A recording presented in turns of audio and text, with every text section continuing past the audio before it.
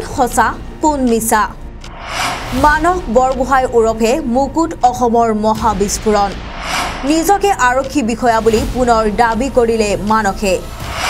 মই সত্য কথা কৈছো মই এছবিৰ এজন এছআই হয় মই সত্য কথা কৈছো মই কোনো মিছা কথা কোৱা নাই মই এছবিৰ এজন এছআই হয় 21 জানুৱাৰীত আলফা সাদিনে গ্ৰেপ্তাৰ কৰিছিল মানস ওৰফে মুকুটক আৰক্ষীৰ চোৰাংচোৱাৰ সন্দেহত গ্ৰেপ্তাৰ কৰা হৈছিল মানস বৰগোহাঁইৰ এটা ভিডিঅ' ভাইৰেল হৈ পৰিছিল সামাজিক মাধ্যমত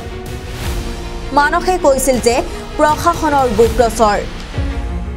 আইডি নম্বৰ পৰ্যন্ত কৈছিলে মানসে আলফাৰ বিপক্ষে কাম কৰিবলৈ মিছন দিয়া হৈছিল বুলি কৈছিল মানসে মিছনটোৰ বাবে মানস বৰগোহাঁইক প্ৰক্ষেপ কৰিছিল মানস চলিহা দিগন্ত পাণ্ডে আৰু পৰোক্ষভাৱে প্ৰক্ষেপ কৰিছিল জিপি সিং পাৰ্থ সাৰথী মহন্ত ভাস্কৰ জ্যোতি মহন্তই নৱেম্বৰ মাহত আলফা সাইনত যোগদান কৰিছিল মই আলফা সাইনত যোগদান কৰাটো প্ৰকৃততে এটা সম্পূৰ্ণ মোৰ মিছন আছিল ইয়াত কোনো জাতীয় প্ৰেম বা কিবা তেনেকুৱা লুকাই মই অহা নাছিলো কাৰণ মোক এটা সম্পূৰ্ণ মিছন দিছিলে আৰু মিছনটোৰ কাৰণে মোক প্ৰক্ষেপ কৰিছিল মানস চলিহা দিগম্বৰ পাণ্ডে তেওঁলোকে প্ৰত্যক্ষভাৱে মোক প্ৰক্ষেপ কৰিছিল আৰু পৰোক্ষভাৱে মোক প্ৰক্ষেপ কৰা ব্যক্তি হ'ল জিপি সিং পাৰ্থ সাৰথী মহন্তকে প্ৰমুখ্য কৰি সেই মুহূৰ্তত 2021 চনত আছিলে ভাস্কৰ জ্যোতি মহন্ত ডিজিপি হৈ তেখেতেহে গোটেইগৰাকী ব্যক্তিয়ে প্ৰক্ষেপ কৰিছিল তাৰ পিছতে অসম আৰক্ষীৰ মানস বৰগোহাঁইক লৈ স্পষ্টীকৰণ মানস বৰগোহাঁই অসম আৰক্ষীৰ এছবিত কৰ্মৰত নহয় মুখ্যমন্ত্ৰী ডক্টৰ হিমন্ত বিশ্ব শৰ্মায়ো কৈছিল মানস অসম আৰক্ষীৰ বিষয়া নহয় অসম আৰক্ষী নহয় কিবা যদি অসুবিধা আছে ঘূৰাই পঠাওক কিন্তু কোনো কাৰণতে শাস্তি নিদিয়ে কাৰণ মই মুখ্যমন্ত্ৰী হিচাপে নিশ্চিত কৰি কৈছোঁ যে তেওঁ অসম আৰক্ষী বিষয়া পৰেশ বৰুৱা ডাঙৰীয়াৰ কিবা ভুল বুজাবুজি হৈছে সেইকাৰণে এই বিষয়টো মই ভাবোঁ যে সত্য নহয় পৰেশ বৰুৱা ডাঙৰীয়াৰ কিবা ভুল বুজাবুজি লুকাই এছআই হ'ব নোৱাৰে বুলি মন্তব্য কৰিছিল মুখ্যমন্ত্ৰী ডক্টৰ হিমন্ত বিশ্ব শৰ্মাই আৰু এছআই হ'বৰ কাৰণে পৰীক্ষা দিব লাগে পাছ কৰিব লাগে তাৰ সূচী হয় গতিকে এছআই লুকাইটো এছআই হ'ব নোৱাৰে পুনৰ কান্দি কান্দি মানস বৰগোহাঁই ওৰফে মুকুটে কৰিলে মহাবিস্ফোৰণ আলফা সাদিনে শ্বেয়াৰ কৰিলে দ্বিতীয়টো ভিডিঅ' ক্লিপ মানসে ক'লে মই অসম আৰক্ষীৰ বিষয়া হয় মই মিছা কথা কোৱা নাই মোক বিশ্বাস কৰক মই এবাৰ নহয় হাজাৰবাৰ কম মই মিছা কথা কোৱা নাই মই এবাৰ নহয় হাজাৰবাৰ কম যে মই কোনো মিছা কথা কোৱা নাই মোৰ যেতিয়া প্ৰথম আৰক্ষীত নিযুক্তি হৈছিলে মই সেই কথা মই মোৰ দেউতাক অৱগত কৰিছিলোঁ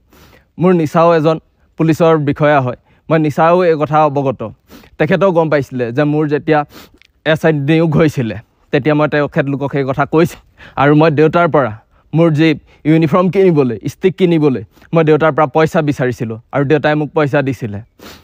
ইমানটো যদি ৰাইজ আপোনালোকে মোক বিশ্বাস নকৰে মই এটা কথা ক'ব খুজিছোঁ আপোনালোকে বেলতলা অজন্তা পথত ৰয়েল এনক্লেভত যাওক এবাৰ তাত খবৰ কৰক তাত কি প্ৰশিক্ষণ চলে মানস চলিহা সোধক তৃষ্ণা সন্দিকৈ সোধক মানস চলিহা ঘৰ গোলাঘাট কুৰালগুৰিত হয় মানস চলিহা সোধক মানস চলিহা সকলোৱে জানে যে মানস চলিহা ঘূৰা বুলি ক'লে প্ৰায়বোৰ থানাই চিনি পায় তেখেতে তেনেকুৱা ধৰণৰ আগতো কাম কৰিছে মানস চলিহা সুধি চাওক তেতিয়া গম পাব ৰাইজ মই মিছা কথা কোৱা নাই আপোনালোকে তৃষ্ণা সন্দিকৈ সোধক তেখেতৰ ঘৰ কাহিলীপাৰা তেখেতে আমাক প্ৰশিক্ষণ দিয়াইছিলে আপোনালোকে তেখেতক সোধক তেতিয়া গম পাব মোৰ লগত যিসকলে প্ৰশিক্ষণ লৈছে মই তেওঁলোকক এটা বিনম্ৰ অনুৰোধ কৰিব বিচাৰিছোঁ কাবেৰী অংকিতা চয়নিকা তোমালোকতো আমাৰ লগত আছিলা নুমল ঋতুৰাজ আমি সকলোখিনি একেলগে আছিলোঁ কাবেৰী আৰু চয়নিকা দাসৰ ঘৰ হৈছে নগাঁও তোমালোকে কিয় পাহৰি গৈছা মোক তোমালোকতো এই আলফাৰ বিৰুদ্ধে যি যুঁজ হৈছিলে সেই যুঁজত আমাক কেনেধৰণে ব্যৱহাৰ কৰিছিলে তোমালোকেও জানা আমাক কেনেধৰণৰ আমাক প্ৰশিক্ষণ দিয়াইছিলে সেই কথা তোমালোকেও অৱগত নুমল তোমাৰো ঘৰ গোলাঘাট মেৰাপানীত তুমি মিছা নক'বা সত্য কথা কৈ দিয়া আমাক যি ধৰণে প্ৰশিক্ষণ দিছিলে এনক্লেভত আমাক কি ধৰণে আলফাৰ বিৰুদ্ধে প্ৰশিক্ষণ দিয়াইছিলে আৰু তাত প্ৰশিক্ষণ দিয়াত আমাক বাৰে বাৰে কৈছিলে যে আমাৰ শত্ৰু অকল আলফাৰ লগতহে আমি যুঁজ দিব লাগে নিউজ ডেস্ক ৰিপৰ্ট 24 লাইভ।